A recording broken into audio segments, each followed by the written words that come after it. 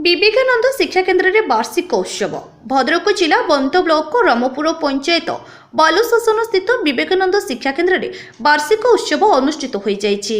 उक्त उत्सव में मान्यवर विधायक प्रफुल्ल सामल, जिला परिषद अध्यक्ष प्रफुल्ल जेना, बंत ब्लॉक अध्यक्ष मनोरंजन घड़ई, सत्यप्रकाश सेठी, सुदर्शन प्रधान, लक्ष्मीकांत महांती, गिरिधारी साहू, हिरेन्द्र खिलार, विशंबर पंडा, लक्ष्मीधर महाराणा, गोपाल चंद्र खटुआ, संतोष मल्लिक, सुधीर कुमार राउत, खगेश्वर नायक, विजय कुमार सामल, भास्कर चंद्र दास, लक्ष्मीधर पाढ़ी, रवींद्र महांती प्रमुख जोगदे शिक्षार विकास हेले देशर विकास हेबो बोली कहिथिले।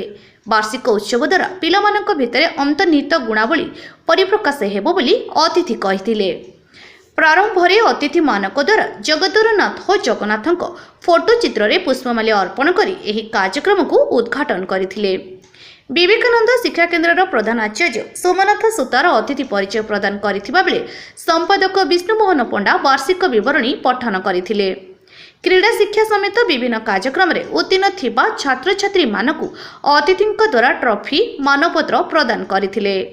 उक्त कार्यक्रम में दशरथ साहू, चिन्मय महांती, मनीषा दास, झरणाबाला नायक, सर्वेश्वरी साहू, मानिनी विश्वाल, उर्मिला देहुरी समेत विवेकानंद शिक्षा केन्द्र कर्मकर्ता और अभिभावक संपूर्ण कार्यक्रम में सहयोग करथिले। विवेकानंद शिक्षा केन्द्र बालशासन प्रधान गुरुजी यही विद्यालय 2005 मसीह स्थापित होती अद्यावधि एटा सुचारू रूप चली।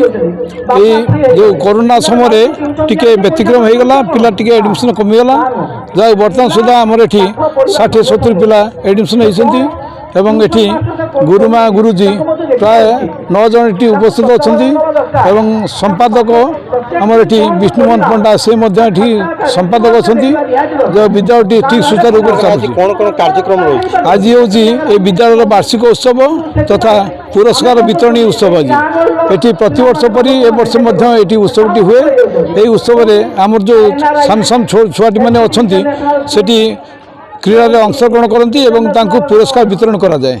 आउ तथा सेमानक माध्यम ये आमर जो नृत्य किसी परिवेशन करा जाए। गुरुजी गुरुमा माने एठी जो भूमिका निभाती से नहीं मंचटी आज गढ़ी उठी ठीक भाव में गढ़ी उठी।